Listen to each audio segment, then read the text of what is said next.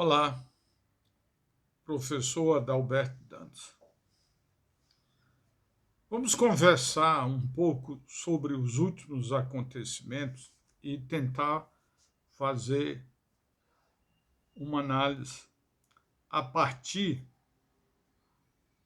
do 7 de setembro até a presença do presidente Jair Bolsonaro no plenário da Organização das Nações Unidas. Os últimos dados que têm saído na imprensa, mesmo antes do 7 de setembro, têm mostrado uma economia sem controle devido a alguns índices que a imprensa tem trazido, seja de forma escrita, televisada. Nós já estamos com uma inflação beirando os 10% nos últimos 12 meses. Nós estamos com custo de energia elétrica elevado e com risco de apagão. Nós estamos com o custo de gás de cozinha subindo e uma série de indicadores econômicos que está mostrando a fragilidade econômica, inclusive do agronegócio. O agronegócio, para os economistas, ele entrou numa situação difícil, por dois motivos. Primeiro, o agronegócio hoje tem uma elevada produtividade média no setor. Isso significa que com menos trabalho, seja trabalho através da mecanização da agricultura, que é esse outro fator, e o do trabalho humano. Isso elevou a produtividade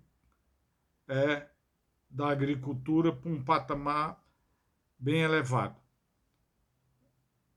A tecnologia no campo, no agronegócio, é uma tecnologia avançada. Houve diminuição do emprego no setor pelo avanço da tecnologia e a mão de obra que está no campo é uma mão de obra qualificada. Isso aumentou a produtividade média, aumentaram as exportações e o mercado mundial, obviamente, um grande consumidor do agronegócio brasileiro. Principalmente os chineses e parte do pessoal árabe. Né? Então, mas isso trouxe um problema para nós. Na medida que você exporta em grande quantidade um produto, ele desabastece o mercado interno. Aí você tem subida nos preços, o que leva a uma inflação devido à escassez desses produtos. Hoje nós não encontramos carne como encontrávamos nos supermercados. Isso fez subir o preço desse produto. Frango subiu o preço, ovo subiu o preço. Então, você tem, consultando os índices de custo de vida, você tem um custo de vida elevado para a população brasileira. As tarifas de energia elétrica seguem aquelas ordens da bandeira.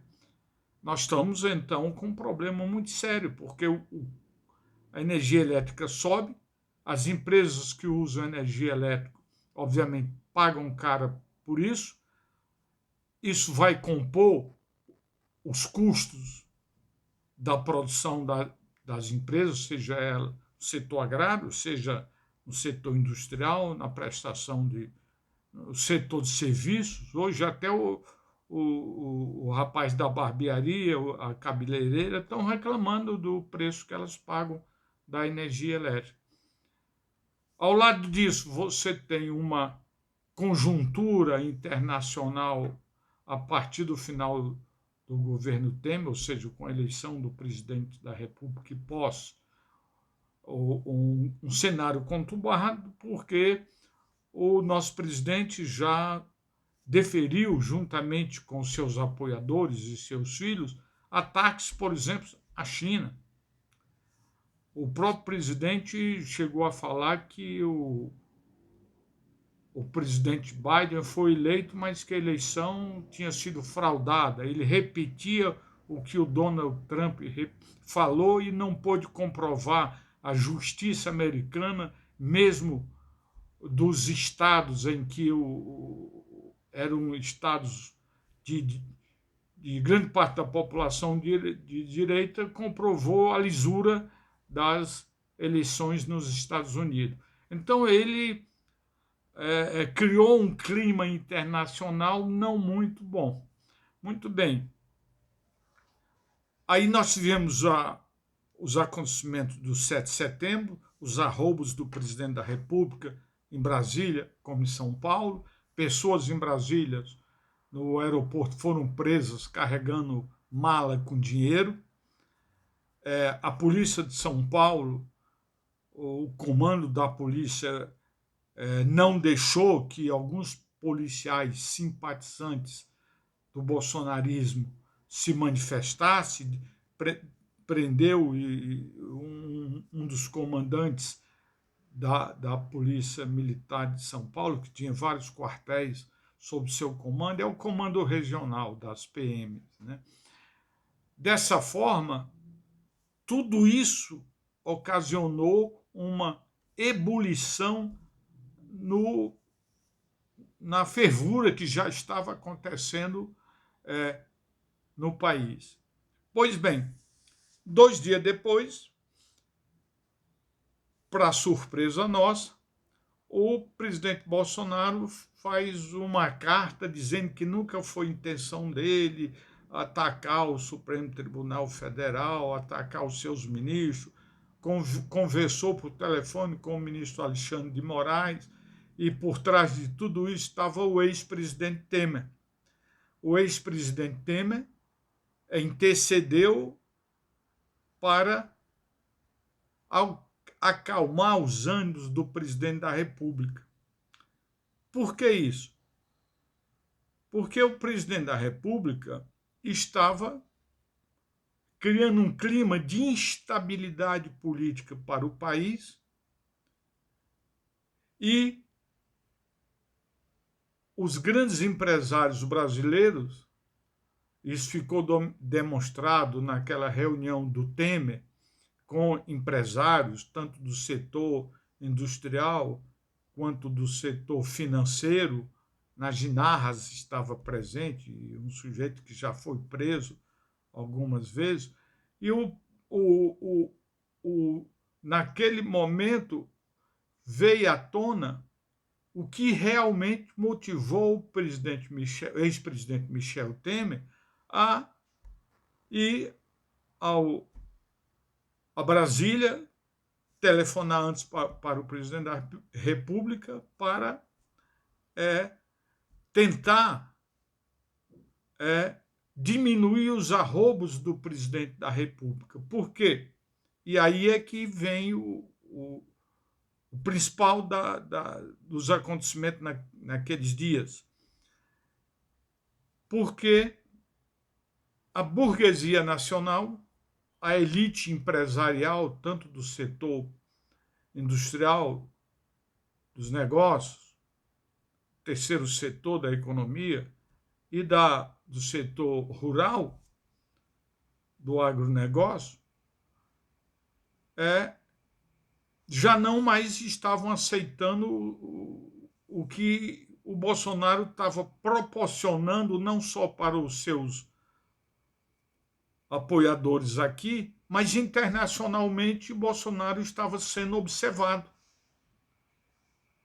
E aí coube ao Temer levar o recado da burguesia nacional para o Bolsonaro e dizer, olha, muda de postura, conversa com o ministro do Supremo Tribunal Federal, não pode continuar esse clima, faça uma carta, eu vou te ajudar a redigir.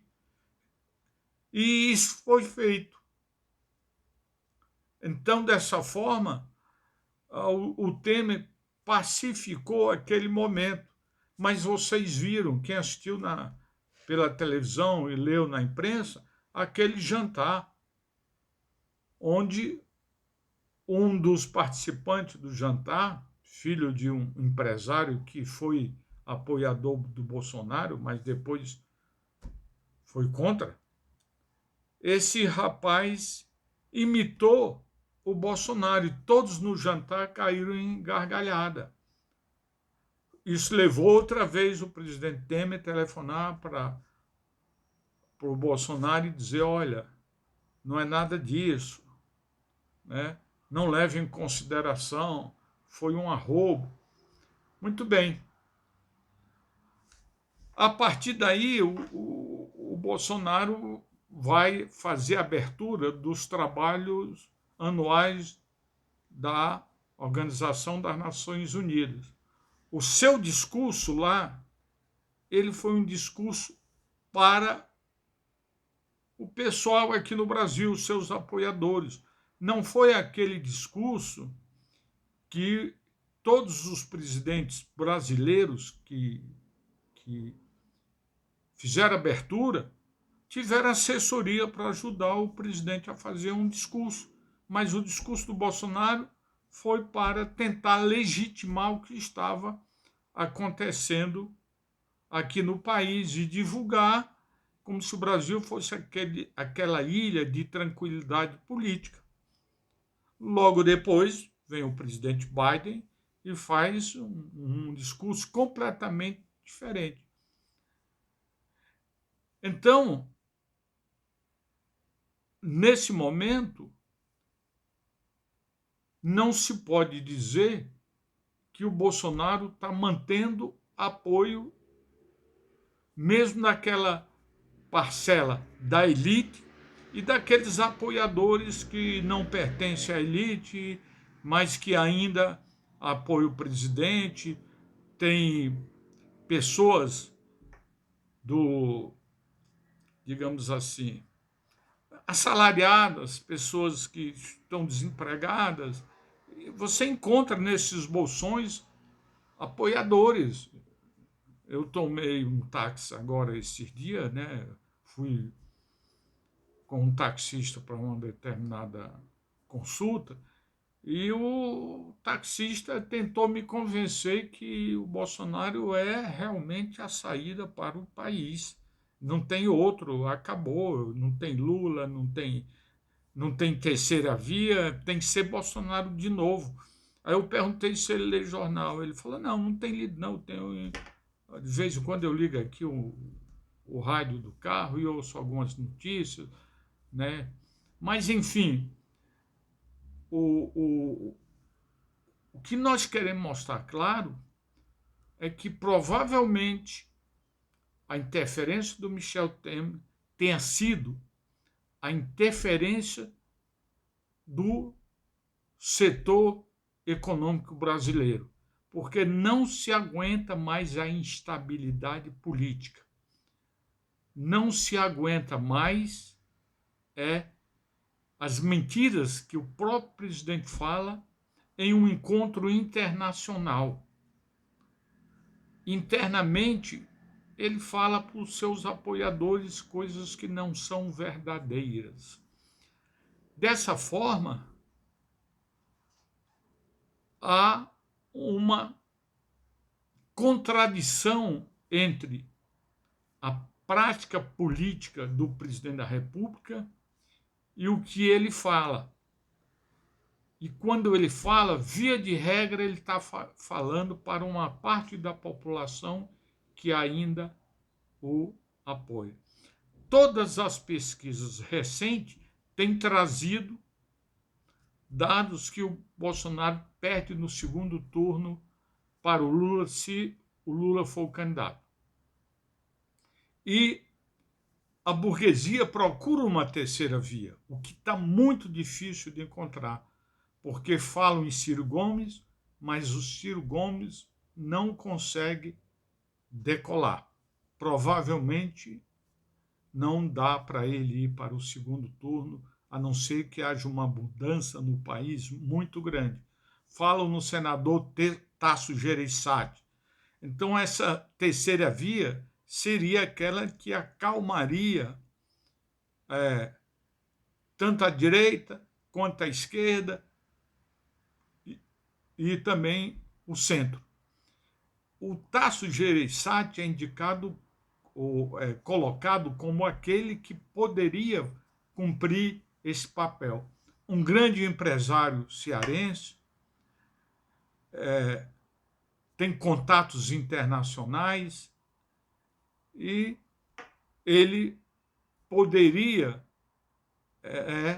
diminuir os arroubos do Bolsonaro, fazer oposição agora até a eleição ao Bolsonaro, para se cacifar para a próxima eleição. E se for para o segundo turno, seria esse o sonho atual do empresariado brasileiro. Até agora o Tasso não se manifestou. Então, nós vivemos num momento em que não podemos acreditar na mudança de postura do presidente a partir do 7 de setembro. Aquilo foi imposto pela burguesia brasileira. Temer representou naquele momento a burguesia brasileira. Levou o recado dos grandes empresários dos 3 setores da economia: setor primário, indústria e comércio. É esse o quadro que, a meu ver, está configurado para o Brasil. Se você gostou desse vídeo, compartilhe, dê um like, nos ajude a fortalecer e a melhorar com suas sugestões o que nós estamos apresentando aqui. Muito obrigado.